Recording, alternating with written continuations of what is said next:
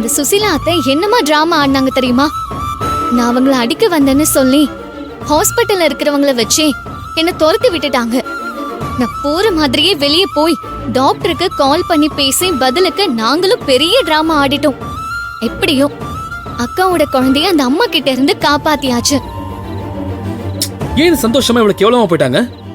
அது ஒண்ணும் இல்ல, குழந்தைய கலைச்சிட்டா அக்காவை ஈஸியா வீட்டை விட்டு துரத்திடலான்னு திட்டம்.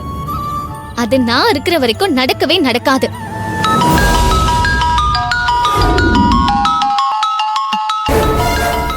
அக்கா தான் கால் பண்றா. பேசு. சொல்லுக்கா. நீ எனக்கு அம்மா மாதிரின்னு நான் சொல்லும் போதெல்லாம் சும்மா இருக்கா, சும்மா எதையாவது சொல்லாதன்னு சொல்லுவல்ல. இப்ப பாரு, நீ நிஜமா எனக்கு அம்மா மாதிரின்னு தெரிஞ்சிருச்சு. நீ மட்டும் வரலன்னா என் குழந்தைய எனக்கு இல்லாம போயிருக்கும். அக்கா அப்படியெல்லாம் ஆகாதுக்கா. அப்படி ஆக நான் விட்டுருவேனா?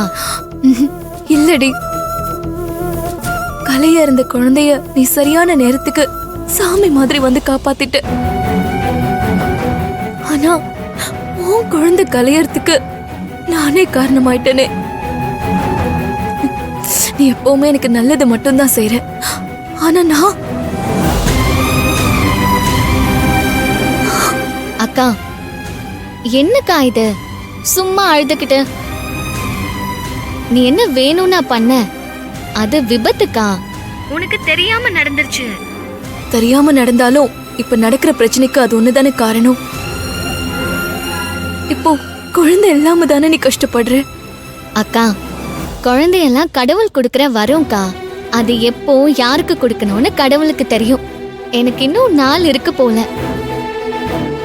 முதல்ல உன் குழந்தை நல்லபடியா பிறக்கட்டும், அடுத்து நான் பெத்துக்க போறேன்.